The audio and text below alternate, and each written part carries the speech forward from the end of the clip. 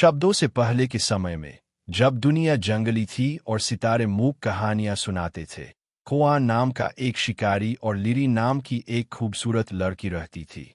कोआ मजबूत था, उसकी भुजाएं धनुष के खिंचाव से आकार लेती थीं और उसके पैर हिरन की तरह तेज थे। लिरी चतुर थी, वह जानती थी कि कौन से जामुन मीठे होते हैं और कौन से पत्ते घावों को ठीक कर सकते हैं। उनकी आंखें अक्सर उस महान अग्नि के पास मिलती थीं जहां उनका कबीला इकट्ठा होता था, लेकिन उन्होंने कभी बात नहीं की थी।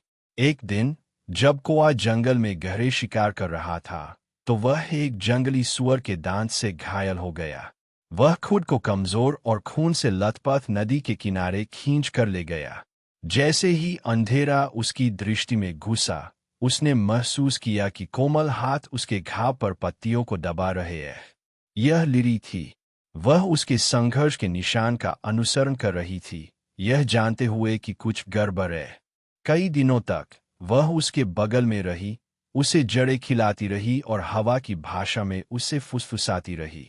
जब कोआ आखिरकार फिर से खड़ा हुआ, तो वह वैसा नहीं था। वह उसका था और वह उसकी थी।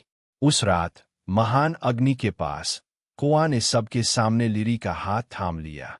कोई शब्द नहीं बोले गए, क्योंकि प्रेम भाषा से बहुत पहले से मौजूद था, और इसलिए उन्हीं सितारों के नीचे जो उन पर नजर रखते थे, उनकी कहानी समय की खामोश फुसफुसाहट का हिस्सा बन गई।